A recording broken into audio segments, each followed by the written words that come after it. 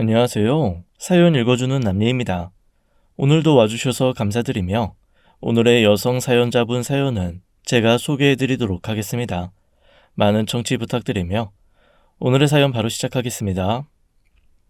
안녕하세요 여러분.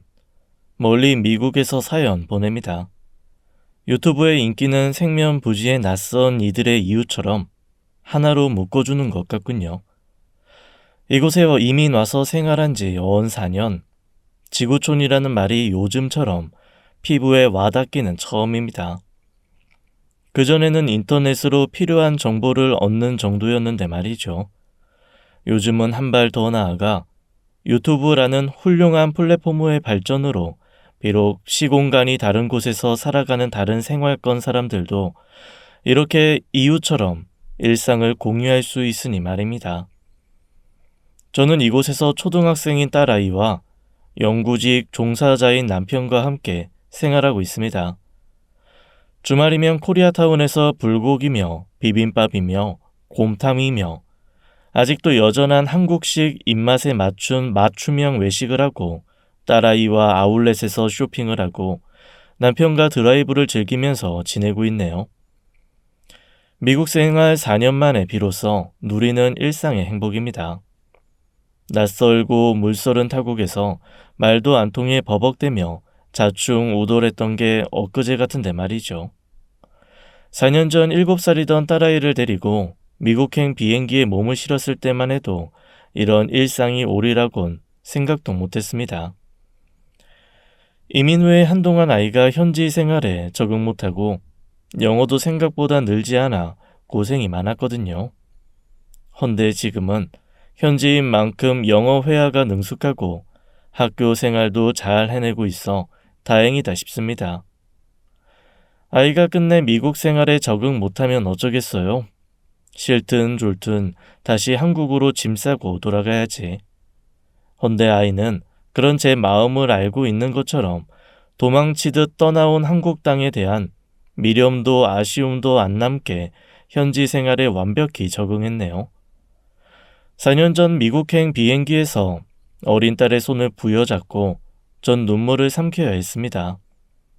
어쩌면 이제부터 엄마 혼자 널 책임지게 될지도 몰라. 엄마 이제부터 싱글맘으로 살게 될 거야.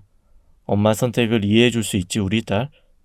속으로 그렇게 딸아이한테 이해를 구하며 저는 잠든 딸아이를 품에 안았습니다. 그때 남편과 헤어져 딸아이를 저 혼자 책임져야 할 상황이었거든요. 저는 당시 남편한테 이혼 서류를 던져주고 알아서 가정법원에 접수하라고 했습니다. 미국에서 법률 대리인을 구하는 대로 그를 통해 적극적으로 이혼 과정을 협의할 테니 미국행을 말리지 말라고 했죠. 한국에서 그것도 시어머니와 같은 집에서는 단 하루도 같이 지낼 수 없었으니까요. 헌데 애 아빠는 제 생각과는 달리 이혼 대신 어머니께 절연을 구하고 저와 아이를 선택했습니다. 한편으로는 기뻤지만 그렇다고 저 때문에 천륜을 끊게 할 순 없는 일이었죠. 저한테야 남보다 못한 분이셨지만 남편한텐 세상에 한 분뿐인 어머니시니 저는 남편한테 어머님을 선택하라고 했습니다. 허나 남편이 싫다고 하더군요. 자기한테도 어머니란 존재가 버겁고 이해 안 되기는 마찬가지라네요. 저는 이곳 미국에 연고가 전혀 없었던 것은 아닙니다. 친정 부모님이 오빠 내외를 따라서 이곳으로 이민 오신 게 15년쯤 전이니까요. 당시 저는 막 결혼을 해서 신접 살림을 시작할 때라 친정 부모님이 같이 이민 가자고 하시는 걸 거절했습니다. 저는 당시 일평생 과부 몸으로 남편을 키워낸 시어머니를 모시고 신혼생활을 시작했었죠. 그때 우리 세 식구가 마음 맞춰 잘 살 줄 알았습니다. 우리 가정을 소나기에 놓고 주무르는 연꽃 보살의 존재를 알지 못했을 때였으니까요. 지금 생각해도 연꽃 보살은 정말 곱씹고 싶지 않은 우리 가족과는 악연인 존재랍니다. 그런 삼류 무속인한테 노란한 시어머님을 저는 지금도 이해할 수가 없으니까요. 도대체 어머님은 왜 그런 사람을 신처럼 섬기고 한마디에 절대 복종하신 건지 모르겠습니다. 이제 차차 사연을 풀어놓겠지만 저는 무속에 빠진 시어머니와의 갈등으로 과거 남편과 이혼 위기에 처했고 하나뿐인 딸아이를 잃을 뻔했네요. 궁금하실 텐데 그럼 본격적으로 사연 시작하겠습니다. 저는 올해 40대 중반인 워킹맘으로 대학에서 이공계 학과인 환경공학과를 전공했죠. 남편 역시 같은 이공계 학과를 전공한 공학도로서 우리 대학 연합 동아리에서 만났습니다. 저는 신촌에서 대학을 다녔고 남편은 안암동에서 대학을 다녔는데 대학 시절 연합 동아리에서 만나 교제를 시작했죠. 저와 남편은 삼라만상 모든 현상을 과학적 가설과 추론으로 풀어내기 좋아했습니다. 과학이야말로 인류가 만든 가장 최고의 학문이라고 생각했거든요. 그런 만큼 비이성적인 것, 비과학적인 걸 병적으로 혐오했습니다.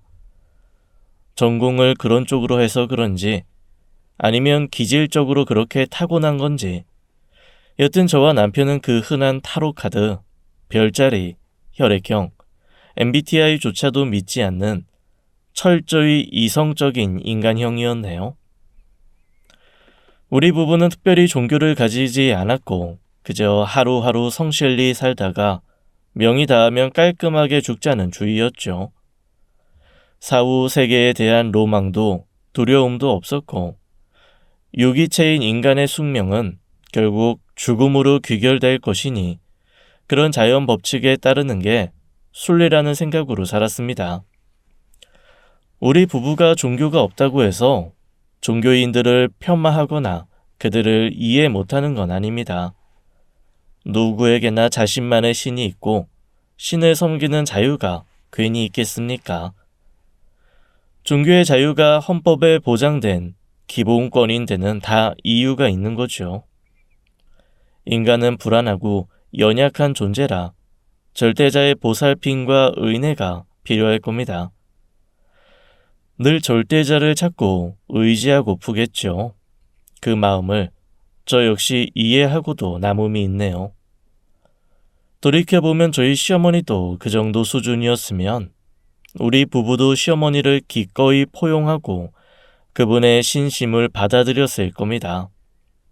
허나 어머님은 도에 지나치셨고 무속에 병적으로 매달리기 시작해서 종국엔 무속인 한마디 한마디를 무슨 쥐엄한 하늘의 명인 양 떠받드셨습니다.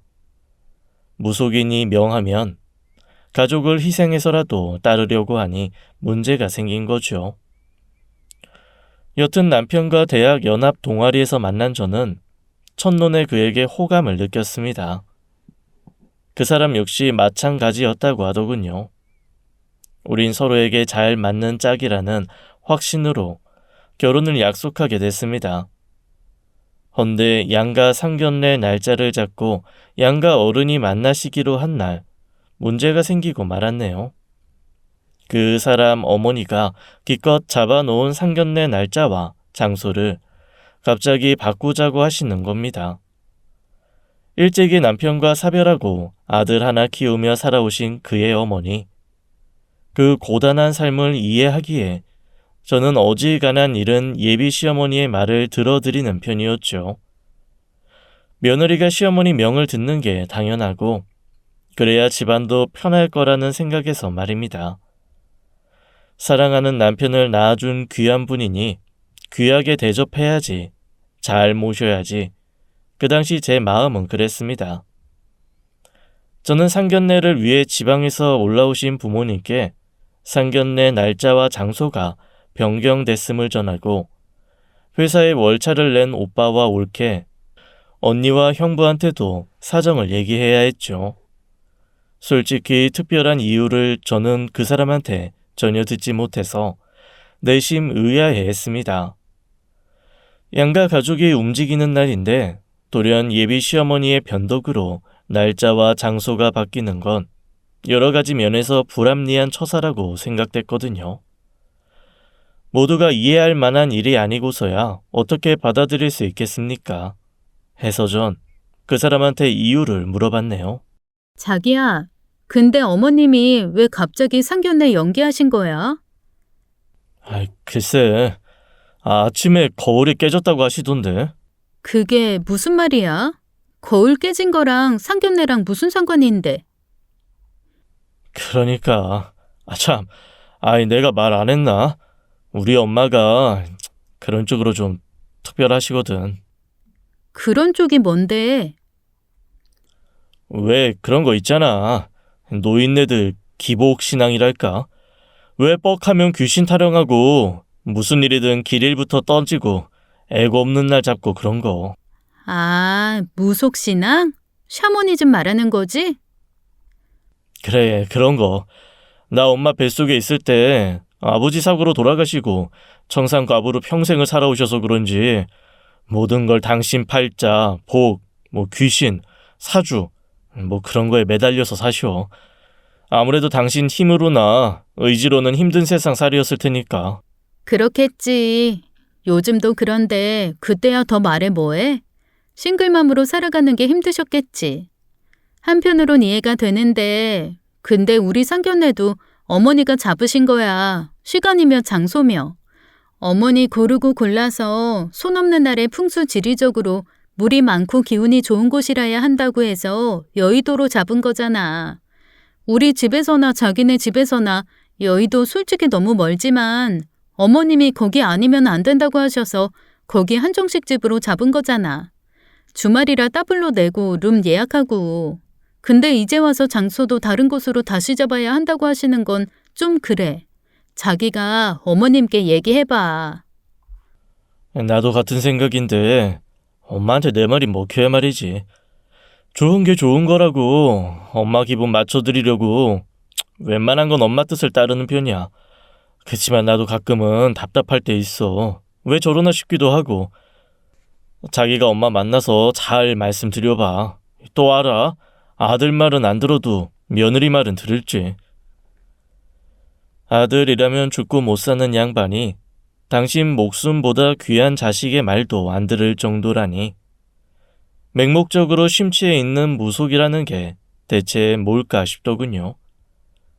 저는 어머님을 찾아가 뵙고 상견례를 미루는 이유가 혹시라도 다른 게 있는지 여쭤봤습니다. 어머님, 왜 갑자기 상견례 미루신 거예요? 민석이가 얘기한 튼 거울 깨진 거. 듣긴 했는데 좀 이해가 안 돼서요. 거울이 깨졌으면 치우고 새 거울 사다 걸면 그만이지. 그런 일로 상견례 미루는 건 시간적인 면이나 비용적인 면이나 손해잖아요. 당장 어머니, 우리 그 식당에 50만 원 물었어요. 룸 하나 예약한 거 그대로 공쳤다고. 악귀한테 당해봐야 정신을 차리지 얘가. 미리미리 조상님이 조심하라고 사인해 주시는데 감사합니다 인사는 못할 망정 지금 뭐라는 거야? 너 혹시 고깟 돈 50만 원 아까워서 이러냐? 아니요. 지금 돈이 문제가 아니라 왜 그런 일을 하시냐는 거죠. 그깟 귀신들이 뭐라고. 얘 좀 봐. 너 큰일 나래구나. 그깟 귀신이라니. 아이고, 조상님, 성주님 잘못했습니다. 이 철없는 게 입 밖으로 나오는 대로 짓거리네요. 오해 마시고 노여움 푸십시오. 이 늙은 게 대신 용서를 빕니다. 문신님, 측신님, 노여움 푸시고 용서해 주십시오. 어머님은 동서남북 사방에 대고 굽신대며 빌고 또 비시더군요. 너무 간절하게 비시는 바람에 뭐라고 할 말이 다 없었습니다. 어머님이 그렇게 연신 머리를 조아리고 눈에 뵈지도 않는 귀신들 마음을 달래느라 애를 쓰시는 동안 저는 그저 황당하기만 했죠. 이 상황을 어떻게 받아들여야 하나 난감해 하는데 그런 저를 보고 어머님이 벌컥 화를 내시더군요. 예, 너무하고 있어. 안 따라하고. 나처럼 빌어 너도. 저도요? 그럼 너도 해야지. 네가 이 사다를 만들었는데 구경만 하려고 했니? 저는 마지못해 어머님을 따라 사방에 굽신굽신 빌어댔습니다. 근데 어머님 이러는 거 안 하셔도 될 것 같은데. 이런다고 뭐가 달라지겠어요. 괜히 어머님만 피곤하지. 안 그래도 어머니 허리도 안 좋으시면서. 얘가 왜 이렇게 같은 말을 하게 해? 거울 깨진 거 보면 몰라? 앞으로 당할 액을 막는데 지금 허리 아픈 게 대수니? 거울 깨진 게 마음에 걸리신 거면 그거 과학적으로 제가 설명해 드릴까요? 어머니, 그건 여러 가지 이유가 있는데요. 과학적으로 어머님 뜨거운 온수로 샤워하시고 환기 안 시키셨죠? 그러니 수증기가 공기압과 재래식 욕실에 온도차가 커서 거울이 걸린 이음새가 벌어지는 거예요. 특히 어머님 댁 욕실은 외풍이 심하고 창문틀이 벌어져서 바람이 많이 들어오잖아요. 근데요, 솔직히 이렇게 거창하게 과학적인 근거 들이댈 일도 아니거든요. 지난번에 봤더니 못이 휘어져서 덜렁덜렁 하던데. 그러니까 거울이 떨어져서 박살난 거죠 뭐. 너나 아는 거 많아서 좋겠다. 아주 세상만사를 다 아는 체를 하네 얘가. 그런 거 아냐. 그거 큰일 날 징조야. 넌 젊은 애가 왜 그렇게 둔하니? 딱 보면 몰라? 성주님이 크게 탈난 것 같으니까 미리미리 조심하라고 징조로 보여주시는 거. 근데 너 오늘 얼굴이 왜 이렇게 거무튀튀하고 기운이 안 좋아 보이니? 너 혹시 어디 이상한 데 갔다 왔니? 이상한데요? 아, 친구 할머니가 돌아가셔서 아침에 장례식장에 잠깐 들렀어요. 거봐. 어쩐지 그렇다 싶더라니. 양쪽 어깨에 귀신 붙었어. 동자 귀신.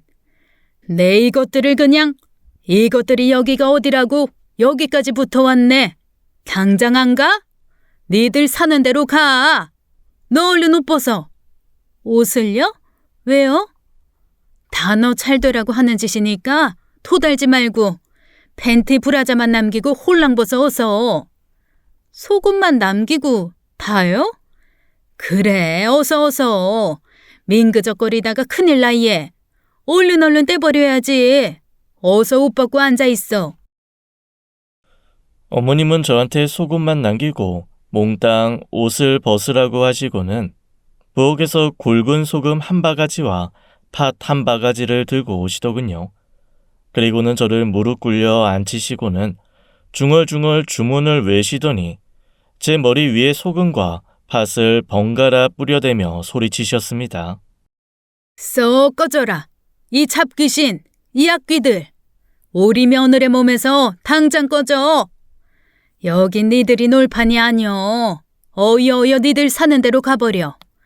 이것들이 아주 고약한 것들일세. 들러붙어서 사람진을 빨아먹으려고 머리에 피도 안 마른 것들이 어디서. 동자 귀신 이것들 당장 썩 꺼져. 조상님, 성주님, 우리 새아기 굽어 살펴주시고 부디 지켜주시옵소서. 비나이다. 맨살에 어머님이 세게 뿌려대는 소금과 팥을 맞고 있자니 피부가 벌겋게 부어오르더군요. 안 그래도 아토피로 피부과를 정기적으로 다니고 있는 저로선 어머님의 행동이 폭력적으로까지 보였습니다.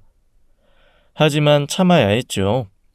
이제 곧 시어머님이 되실 분인데 괜히 결혼 전에 기분 상하고 고부관계 틀어지면 곤란하지 싶어서 저는 이를 악물고 참았네요.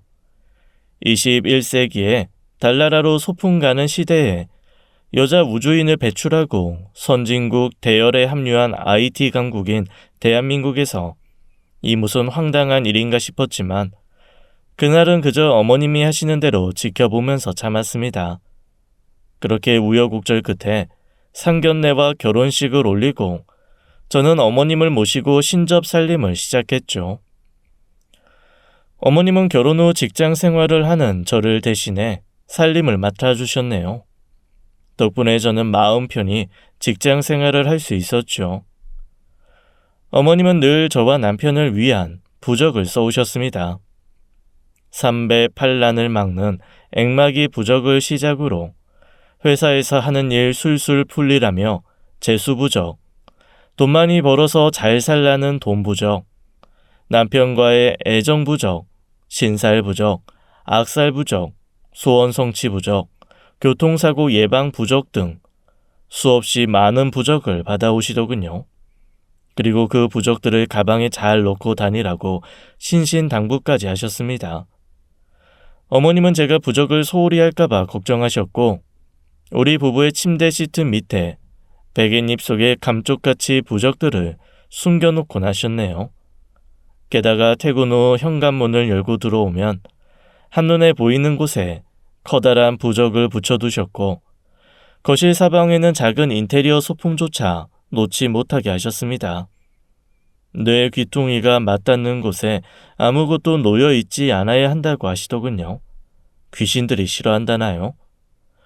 또 신발을 벗고 들어오는 현관에는 꽃이나 화분을 둬서 안 되고 집 안으로 들어서는 첫걸음은 반드시 왼쪽 발을 먼저 디뎌야 한다고도 하셨죠.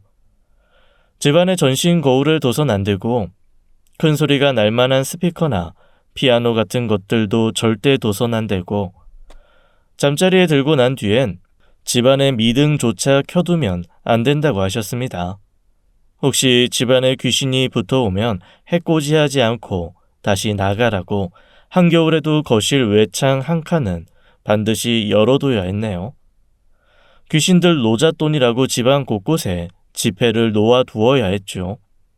언뜻 보면 추상화 같은 귀신을 형상화한 섬뜩한 그림을 집안 곳곳에 걸어두고 1년 365일 향과 초를 피우며 주술을 외시곤 했습니다.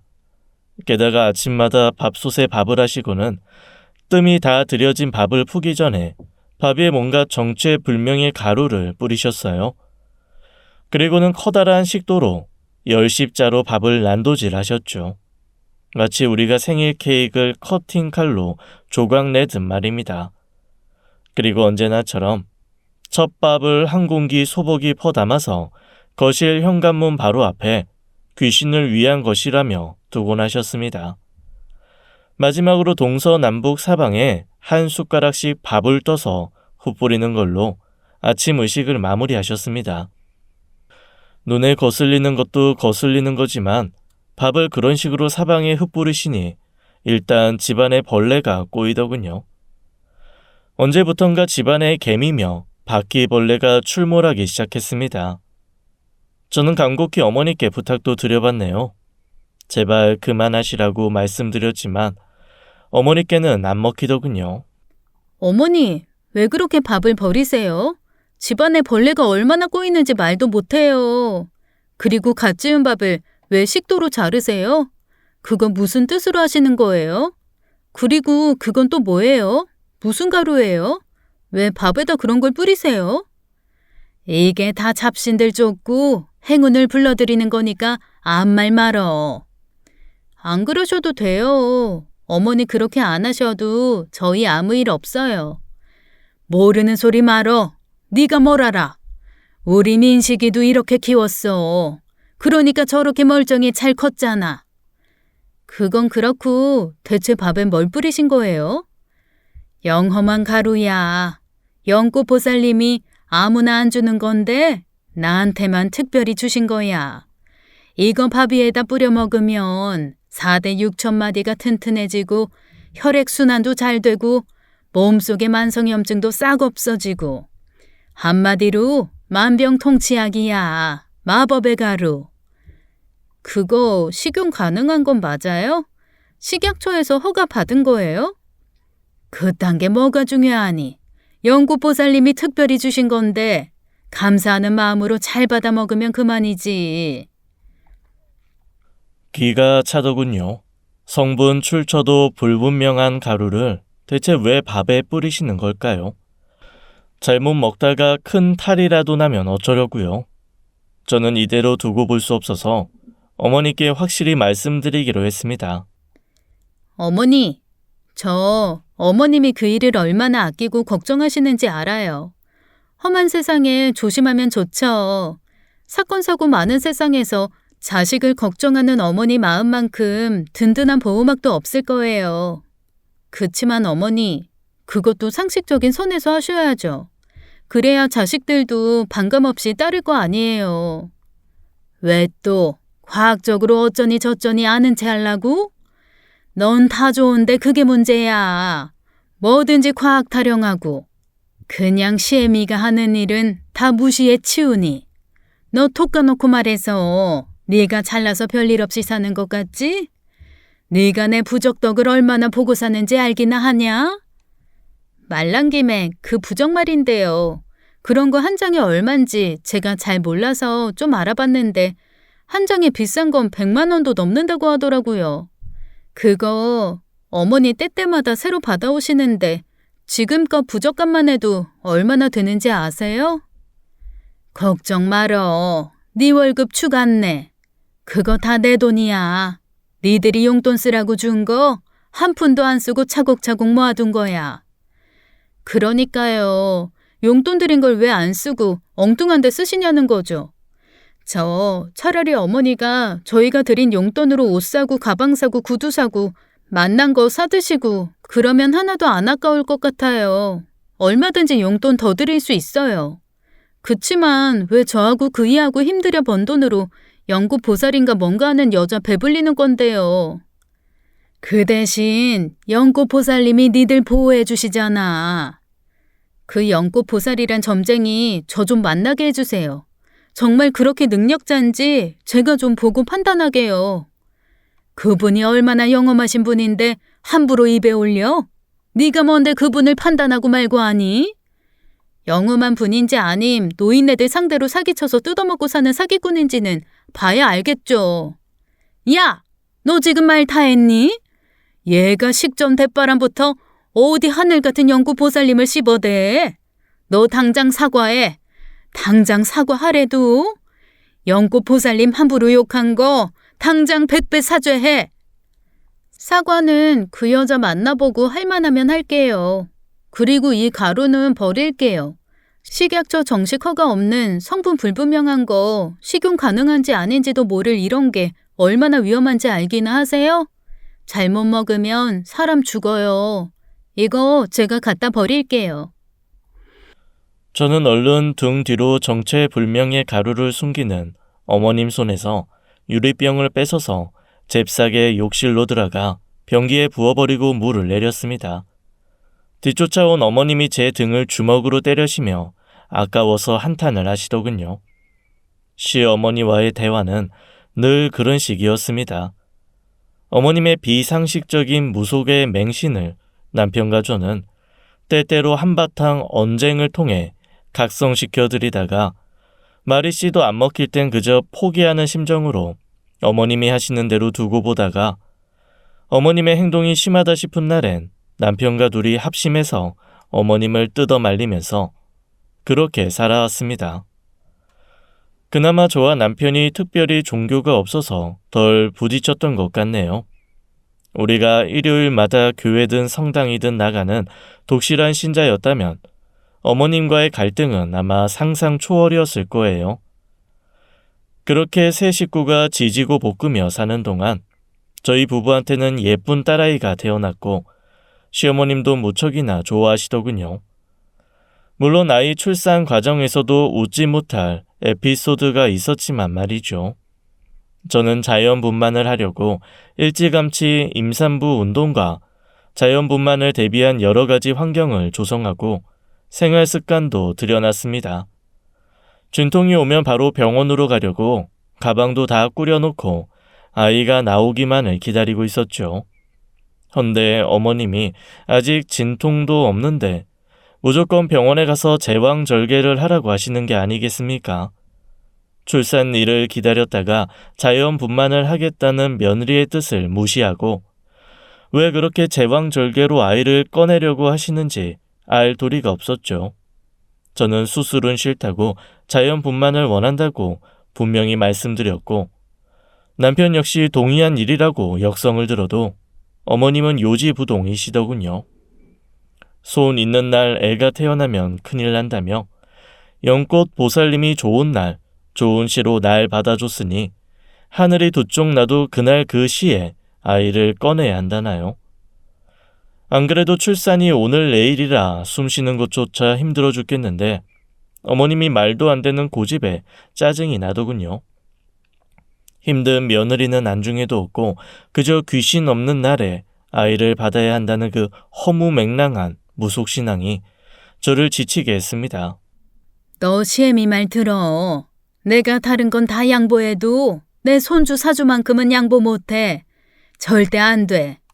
진통 기다렸다가 애 받으면 까딱하다 재수 없으면 손 있는 날 태어나. 그럼 평생 그 재수 없는 사주팔자로 살아야 되는 거야.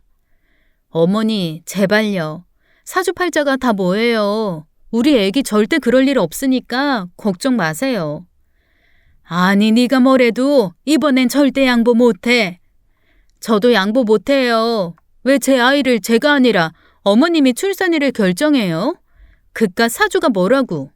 왜 자연분만 충분히 할 수 있는데 생으로 배를 째요? 길 가는 사람 붙잡고 물어보세요. 제가 잘못인지 어머님이 잘못인지. 내 손주 사주를 왜 길 가는 사람한테 물어보래? 넌 네 자식이 좋은 시화대를 타고 나서 인생이 그냥 아스팔트 길 마냥 쭉쭉 뻗어서 성공하고 사는 게 싫으냐? 그게 싫은 게 아니라요. 당신 뭐 하고 있어? 당신이 어머님한테 말씀드려봐. 아이, 엄마, 그냥 이 사람 하고 싶은 대로 하라고 해요. 솔직히 이런 문제는 애 엄마 마음 아닌가? 엄마가 대신 애 낳아줄 것도 아니면서 이러는 거 월권이지. 그래, 내가 나서는 게 월권이고 주접이면 나 이 집 나갈란다. 한 집에서 더 살아서 뭐해? 말만 어른이지 자식놈들이 날 어른 대접도 안 하는데. 에이, 왜 기쁜 날 앞두고 집을 나가신대. 우리 애기도 세상에 나와서 할머니가 안아줘야 좋지. 그러니까 내 말 들으래도 내가 니들 나쁜 거 시키냐? 아무렴 애미가 돼서 자식한테 해가 되는 걸 시키겠냐고. 니들도 이제 애 낳고 키워봐. 그래야 애미 맘을 알지. 에이, 그래도 이 사람이 이렇게까지 싫다는데 엄마가 자꾸 그러면 곤란하지. 그럼 둘이 갈라서 시애미 말을 앞집 똥개처럼 여기는 며느리? 나도 필요 없으니까. 당장 갈라서고 넌 내 집에서 나가. 이제 우리 아들 안 사람도 아니고 내 며느리도 아니야. 남이야 남. 그러니까 나가 당장. 이혼 서류는 차차 보낼 테니까. 어머니, 그걸 지금 말씀이라고 하시는 거예요? 시애미가 손주 하나 있는 거 네가 그랬잖아. 애 하나만 낳을 거라고. 그럼 뱃속의 애가 내 유일한 혈육인데 달랑 하나뿐인 내 손주 좋은 사주 만들어주겠다는 할미원도 못 들어주면서 같이 살아서 뭐해? 정말 끝나지 않을 전쟁이었죠. 아이는 뱃속에서 요동을 치는데 엄마하고 할머니란 사람이 출산을 앞두고 언쟁을 벌이다니. 그때 갑작스레 스트레스를 받고 신경을 써서 그런지 아랫배가 심하게 땡겨오더군요. 엄마의 불편함을 뱃속 아이도 고스란히 느끼는 건지 아이가 뱃속에서 한시도 가만 못 있고 심하게 움직여서 저를 불안하게 했습니다. 배는 왜 또 그렇게 갑자기 아픈 건지 하다 온몸이 다 쑤시고 덜덜 떨려오기까지 하더군요. 그런 제 이상 반응을 알아챈 남편이 다급히 중재안을 내놓았죠. 자기야, 일단 엄마 말대로 하자. 그러니까 이제 그만해. 당신까지 왜 그래? 당신 걱정돼서 그런단 말이야. 지금 당신 얼굴이 어떤지 알아? 완전 흑빛이야. 배도 아프다면서. 괜히 이러다가 애 잘못되면 어쩌려고 그래. 그냥 엄마 말대로 하자. 당신 너무 힘들어서 안 돼. 그 대신 엄마도 이 사람 애 낳고 나면 더 이상 엄마 마음대로 할 생각 말아요. 애 엄마가 애를 어떻게 키우든 할머니가 이래라 저래라 하면 안 된다고요. 알아들으셨어요? 그렇게 남편의 중재로 저는 제왕절개로 출산을 했고 대신 산후조리와 아이 육아 방식은 제 뜻대로 했습니다. 어머님은 산후조리원 대신 집 안에서 부적을 붙여놓고 조리를 하라고 하셨네요. 아이한테 소젖이 웬 말이냐며 모유를 먹이라고도 하셨고요. 일회용 기저귀 대신 광목천을 떠다가 기저귀를 만들어주라고도 하셨죠. 저는 모든 걸 거부했습니다. 내 아이니까 육아만큼은 제 뜻대로 하겠다고 어머님 말씀을 이런 지하에 거절했죠. 어머님은 제가 제왕절개로 한 발 양보한 것처럼 육아에서는 한 발 양보하시더군요. 저는 그렇게 딸아이를 제 방식으로 키웠고 남편은 저를 도와 육아에서 큰 힘이 되어 주었습니다. 남편과 교대로 육아휴직을 받았고 그렇게 저희 부부의 공동 육아로 딸아이는 어느새 어린이집에 갈 나이가 됐네요.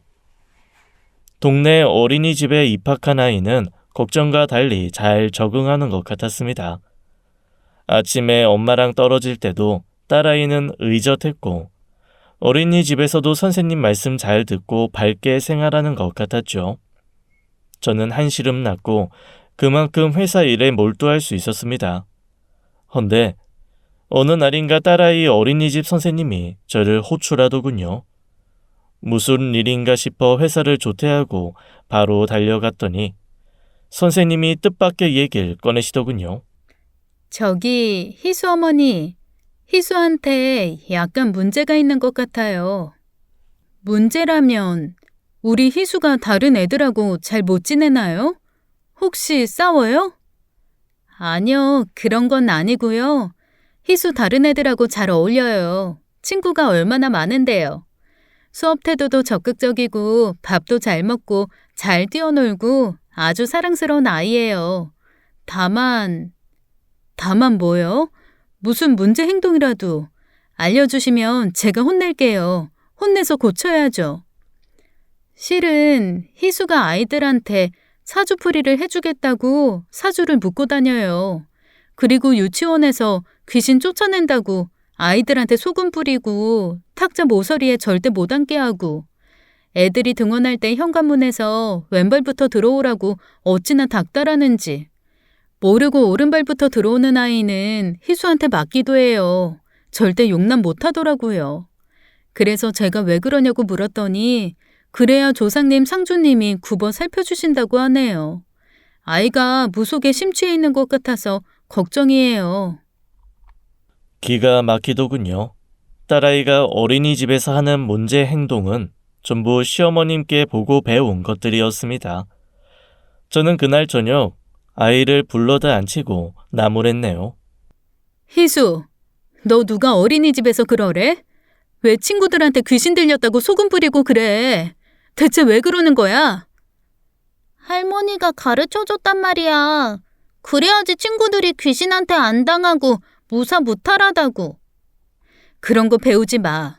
세상에 귀신이 어딨니? 아니 이때도 소금이 뭐라고 그런 걸로 귀신을 쫓아내. 7살이면 7살답게 행동해야지. 그게 뭐야? 너 엄마가 분명히 말했어. 오늘 이후로 그런 거 하면 엄마한테 혼낼 줄 알아. 엄마는 아무것도 모르면서 귀신한테 잘 보여야지 괜히 심기 건드리면 인생 꼬이는 거란 말이야. 그래서 액막이 의식이 중요한 거야. 그런 말 하지 말랬지. 대체 뭐가 되려고 그런 소리래. 엄만 왜 화를 내고 그래? 부적 오늘 안 갖고 갔더니 엄마한테 혼나는 일진이네. 재수 온 붙어서 그래. 오는 길에 상가집 차려봐서 그런가? 그만 못해? 너 안 되겠다. 엄마한테 혼 좀 나야겠어. 회초리 가져와. 엄마, 정말 때릴 거야? 정말 때리지 그럼. 말로만 할 줄 알았어? 당장 회초리 가져와. 제가 버럭 소리를 지르자 그제서야 아이가 겁을 먹고 눈치껏 회초리를 갖고 오더군요. 저는 아이한테 처음으로 매를 들었고 회초리를 맞은 아이는 엉엉 울었네요. 딸아이가 울자 제 가슴도 찢어지는 것 같았습니다. 허나 가르칠 건 가르쳐야지 잘못된 걸 알면서도 매를 아끼면 나중에 더 크게 후회할 날이 올 거라는 게 저의 육아 철학이었죠. 매질이 더해질수록 아이의 울음소리는 점점 커지고 결국 대성통곡을 하더군요. 그러자 시어머니가 아이 방으로 뛰어들어오셨습니다. 얘가 너 왜 멀쩡한 애한테 매를 들고 그래? 내 새끼를 누구 맘대로 때려? 네가 뭔데? 애가 멀쩡해요? 7살짜리가 귀신 타령하고 부적 챙겨 다니는 게 멀쩡해요? 그게 뭐가 어때서? 그렇게 해서 부르는 맞고 행운은 불러드리면 좋지 뭘 그래. 제발 그만 좀 하세요. 아니 어머님은 그렇게 살든 말든 저 신경 끌게요. 하지만 우리 희수한텐 그러지 마세요. 이제 겨우 7살이에요. 아무것도 모르는 애한테 좋은 것만 가르쳐도 부족할 판에 대체 뭐 하시는 거예요? 가르칠 게 없어서 그딴 걸 가르쳐요? 희수가 너한테만 귀한 자식이냐? 나한테는 더해. 내 목숨보다 귀하고 애틋한 아이야. 그래서 그러는 거고. 너 이 세상이 어디 네 맘대로 사라지디? 네가 암만 용수고 길을 써도 안 되는 일은 있고 불행은 사람 안 가려. 귀신들한테 잘 보여서 미리미리 피해보자는 건데 그게 뭐가 그렇게 잘못됐니? 연꽃보살님이 우리 희수는 그래야 된댔어. 그래야 팔자가 핀다고. 또 연꽃보살이에요? 어머님은 그 여자가 죽으라 그러면 죽겠네요. 대체 왜 그러고 사세요? 왜 어머니 인생을 어머님 의지대로 안 살고 남한테 맡기세요? 맡길만 하니까 맡기지. 얼마나 영험한 분인데 너 같은 애는 그런 분 쳐다보지도 못해. 뭘 알고 까불어. 어머니, 희수 위하는 마음에서 그러시는 거면요. 그냥 희수 위해서 마음속으로 기도해 주세요. 아이 앞날 잘 되라고 그럼 되잖아요. 왜 그렇게 유난을 떨고 남들 안 하는 걸 하세요. 저 더는 어머님한테 우리 희수 못 맡겨요. 오늘부로 끝이니까 어머님 앞으로 희수 일에 일체 간섭 마세요. 유치원 하원시키는 것부터 해서 당장 손 떼세요. 제가 알아서 할 거니까. 그 일 이후 저는 보수를 더 얹어준다는 조건으로 까다롭게 고르고 골라 마음에 드는 베이비시터를 고용했습니다. 그리고 집에서 절대 어머님이 딸아이를 케어하지 못하도록 주의를 줬네요.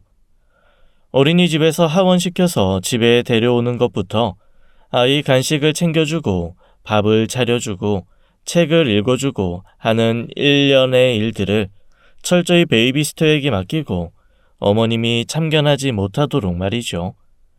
베이비시터로 고용된 분은 유아교육을 전공하고 유치원 교사를 하다가 출산으로 쉬고 있는 처지라 저는 내심 운 좋게 적임자를 잘 골랐다 싶었습니다.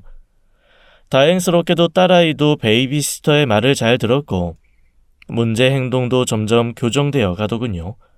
물론 시어머님이 시시때때로 딸아이 교육에 참견하고 회방을 놓기도 했지만 저는 시어머님이 그런 식으로 행동하면 핸드폰으로 동영상을 남기라고 베이비시터한테 일러뒀습니다.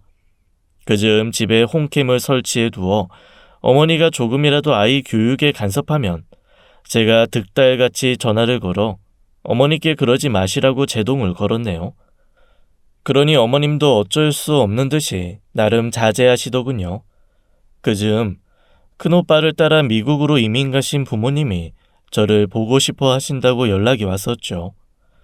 게다가 노인성 질환을 앓고 계신 아빠가 편찮으셔서 어쩌면 마지막이 될지도 모른다는 말에 저는 서둘러 미국행 티켓을 구했습니다. 남편도 기꺼이 동행해 주겠다고 했죠. 헌데 그때 마침 어린이집에서 감기를 옮아온 딸아이가 걱정이더군요.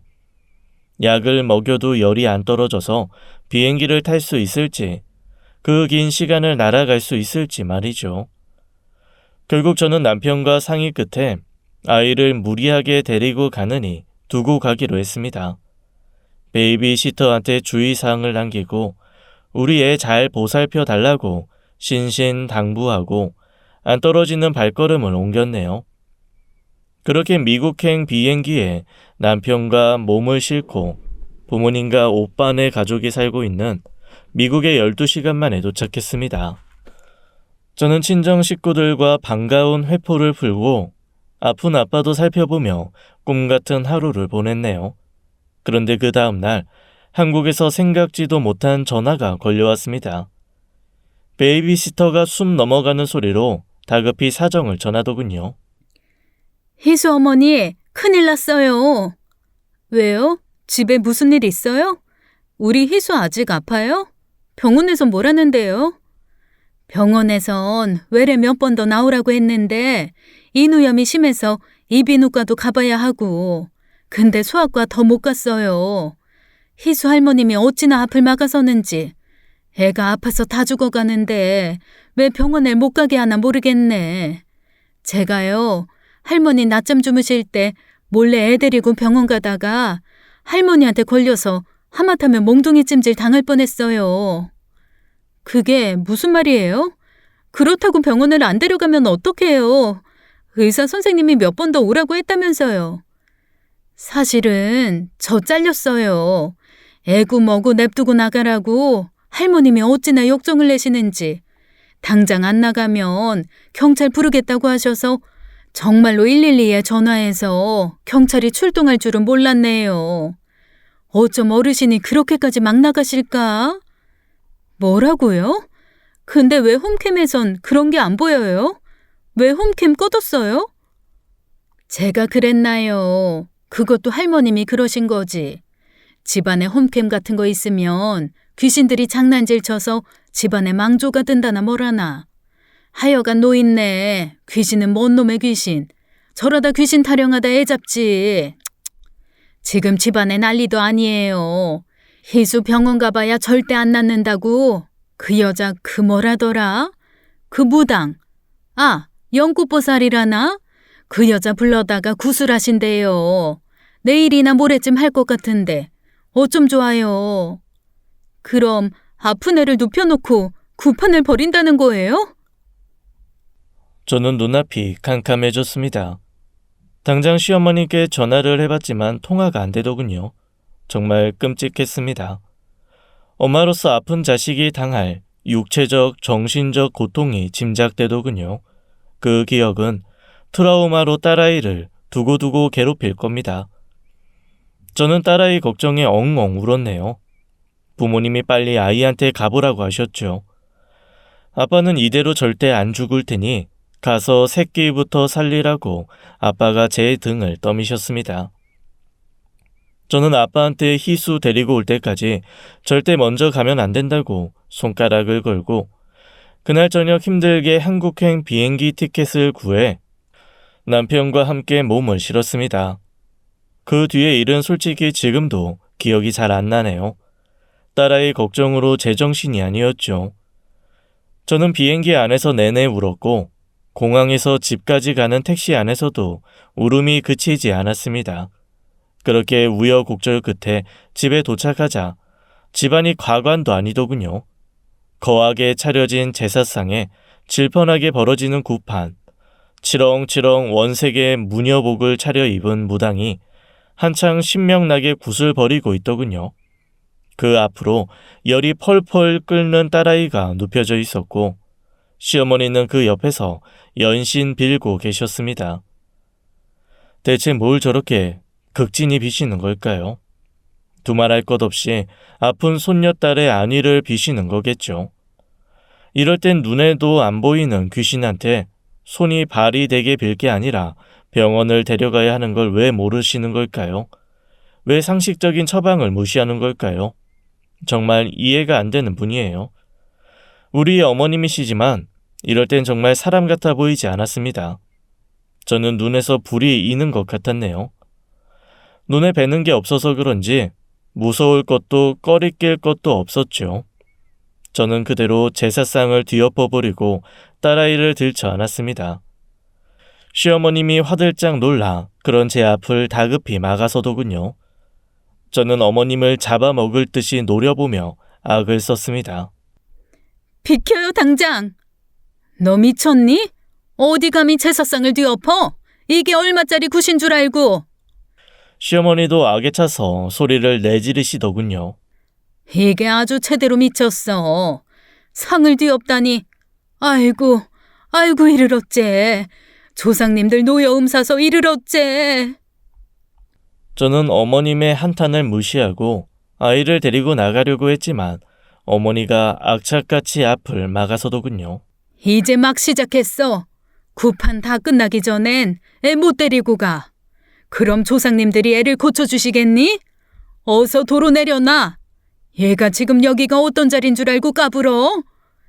안 비키면 나도 내가 무슨 짓 할지 모르니까 당장 비켜요. 다 죽고 어머니도 죽고 다 죽는 꼴 보기 싫으면 당장 비켜. 제가 핏발선 눈을 부라리며 이를 악물고 소리를 지르자 그 기세에 어머님이 주춤 물러서더군요. 저는 그런 시어머님을 확 떠다 밀고는 아이를 들쳐안고 나와서 바로 병원 응급실로 향했습니다. 아이는 응급조치를 받고 다행히 안정을 되찾았네요. 조금만 더 늦었으면 폐렴으로 진행됐을 거라는 말에 눈물을 쏟았습니다. 며칠 입원 후 퇴원하라는 의사 소견에 저는 한편으로 안도가 되면서도 한편으로 화가 치밀더군요. 진작 소아과에 데려가서 제대로 치료받았으면 이렇게 심각해질 일이 절대 아니었는데 말이죠. 저는 시어머니를 용서할 수 없었습니다. 며칠 후 아이가 퇴원하고 전 집안에서 제 짐과 아이 짐을 빼내왔죠. 이제 그 집구석에 두 번 다시 들어갈 일이 없으니까요. 그리고 시어머니와 남편을 앉혀놓고 마지막으로 선포했습니다. 저 오늘부로 어머님 며느리 안 합니다. 그러니까 그렇게 하세요. 이제부터 우린 남이니까 내 자식 어떻게 키우든 참견 말고 아는 체도 말고 앞으로 제 인생에 우리 희수 인생에 나타나지 말아주세요. 마음 같아선 아동학대로 확 고발해버리고 싶지만 그래도 그동안 고부지간으로 지내온 세월 봐서 참는 거니까 그런 줄 아세요. 희수 아빠 잘 들어. 나 오래 참았어. 그래도 사랑하는 남자 모친이라고 내가 당신 엄마 오래 참아줬다고. 근데 더는 안 참아. 귀신 타령하면서 내 새끼 잡아먹으려는 당신 엄마 나 절대 용서 못해. 그러니까 당신이 선택해. 어머니랑 살려면 나랑 이혼 도장 찍던가 아님 나랑 희수랑 같이 미국에 가 살던가. 이혼 서류에 내 도장은 찍었어. 침대 옆에 서류 뒀으니까 당신이 알아서 해. 나 오늘 밤 희수랑 미국 가. 이제 결정 당신한테 넘길게. 당신이 알아서 해. 저는 딸아이를 데리고 미국으로 갔고 친정 아빠는 기적적으로 회복해 지금껏 잘 지내고 계신답니다. 솔직히 그 당시 남편이 미국으로 저와 딸아이를 찾아올지는 장담을 못하겠더군요. 그에게 목숨보다 귀한 하나뿐인 어머니일 테니까 말이죠. 그래서 저는 남편이 오지 않을 걸 대비해서 딸아이에게 미리 일러두었네요. 이제 엄마랑 둘이 살 거라고 미국에서 외가 식구들이랑 다 같이 지내면 외롭지는 않을 거라고 말이죠. 딸아이도 어느 정도 알아듣더군요. 그렇게 딸아이와 미국 생활에 적응하느라 정신없이 지내던 어느 날 남편이 저를 찾아왔습니다. 딸아이를 데리고 남편 곁을 떠난 지 10개월이 되던 즈음이었네요. 남편은 많이 지쳐 보였습니다. 몸도 마음도 상처받을 대로 받은 것 같더군요. 저와 아이도 없이 오롯이 어머님과 단둘이 1년 가까이 지냈으니 많이 힘들었을 거예요. 남편은 그리웠던 딸아이를 부둥켜 안고 한참을 오열하더군요. 그런 남편의 모습에 제 눈시울도 뜨거워졌죠. 딸아이가 눈에 밟혀서 살아도 산 게 아니었다고 하네요. 남편은 당신 어머니를 끝까지 포기하지 않으려고 많은 대화를 시도했고 어머님의 무속을 끊어보려 별별 방법을 다 써본 모양이었죠. 하지만 안 되더랍니다. 어머님은 고단하고 외로운 청상 과부 시절부터 무속에 의지해 살아오신 분이니까요. 과거 당신 목숨보다 귀한 아들이 희귀병에 걸렸을 때 병원에선 다들 곧 죽는다고 했을 때 무속의 힘으로 병이 기적처럼 나았다고 믿는 분이라 절대 무속을 버리고 살 수 없을 거라고 하더군요. 남편은 어머니는 어머님의 삶을 살고 자신은 자신의 삶을 살기로 했다고 합니다. 어머님이 자식을 위해 무속에 빠지셨다면 자기는 자식을 위해 무속을 거부한다며 어머니 대신 딸아이를 선택했노라고 하네요. 기뻐해야 할지 슬퍼해야 할지 남편이 어머니 안 보고 사는 건 비극이겠죠. 그건 천륜을 끊는 일이니까요. 허나 무속에 빠진 어머니를 옆에서 지켜보며 사는 것도 지옥일 겁니다. 저는 남편의 선택을 존중하지만 그가 언제라도 다시 어머니를 받아들이고 왕래하며 지내겠다고 하면 굳이 말리지 않을 생각이네요. 그 역시 남편의 선택이고 그의 뜻이니까요. 다만 그 전에 어머님이 무속에 대한 병적인 집착을 버리고 평범해지시길 바랄 뿐입니다. 무속이라는 것이 당장은 의지가 되고 위로가 되고 든든한 힘이 되어주는 것 같아도 그게 스스로를 더 나약하게 만들고 종국엔 자신을 믿지 못하게 만드는 거니까요. 그렇게 우리 세 식구가 미국에서 털을 잡고 뿌리를 내린 지 올해로 4년차가 되어갑니다. 저는 이곳에서 주 정부 산하기관 환경 분야 연구원으로 일하고 있고 남편 역시 같은 연구원으로 일하고 있네요. 부부가 한 직장에서 일하는 게 사실상 힘든 일인데 우리 부부는 운이 좋았고 한 직장에서 근무하며 서로에게 조력자가 되고 경쟁자도 되면서 발전하고 있습니다. 남편과는 한 차례 심각한 이혼 위기가 있었고 당시 전 남편과 갈라서는 걸 기정사실로 받아들여 마음의 준비를 하기도 했지만 지금은 누구보다 잘 지내고 있네요.